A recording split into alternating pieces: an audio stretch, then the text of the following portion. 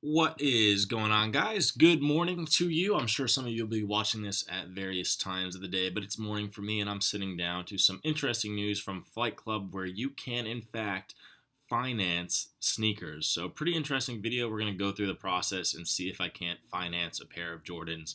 Talk a little bit about, one, how ridiculous this is, and two, whether or not it's something you guys would actually use. Before that, a quick plug because I know you guys are still looking for back to school sales. What I've done over on kicksundercost.com, and I'll link this in the description, is I've organized all these brands, Robe, Ralph, John Elliott, everything like that that you might be looking for. And if you click on the brand, it'll give you a bunch of different sites to get it under retail. So some stuff I've been working pretty hard on for you guys. So hopefully that helps in your back to school look. But right now we're getting into Flight Club. Let's first look at some of the most expensive sneakers. So the Nike Air Yeezy is just historically been expensive. Red Octobers are probably going for a little bit over five right here. Let's see, size 12, 6250. So see here, if I wanted to purchase this sneaker for 6250 and I don't have 6250 on me, I can do financing through this thing called Affirm for as low as 439.31 per month, which is more than like a lease payment or a car payment, which is absolutely ridiculous. But say you really need these sneakers, you're trying to get your Instagram handle up, people post photos of Yeezys. You're really trying to, you feel like you've mastered your corny caption on Instagram and Twitter, and you're just ready to commit the 6,250. And you say, you know what, I could afford 439.31 a month. So I did this in an earlier video, but it just took way too long. So right now I set it up. We're going to be Bill Thornton at Beverly Hills Drive, 90210.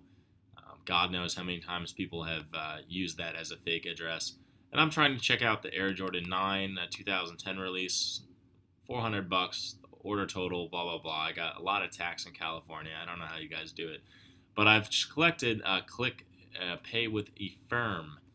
Now, you can see what they do essentially here is you give them some basic information, which is usually how much you make a month, do you have a job, are you employed, etc., etc. And then they give you an approval based on your information that you put in. So this hypothetical screen says I've been approved for 1,000. We're going to place the order and see if they'll let me get through to checkout with this kind of bullshit information here. And yes, okay. So pay over time, 452.49 purchase. Already have an Affirm account? No. So I guess this gets kind of serious. I have to create an account on Affirm, and I'm not going to do this for the sake of the video because I don't know Bill Thornton's last four digits of his social security number. But essentially what this discloses is they're doing what's essentially a credit check against you. So they're going to look and see how much you've made in the past year, etc., to kind of validate giving you this line of credit.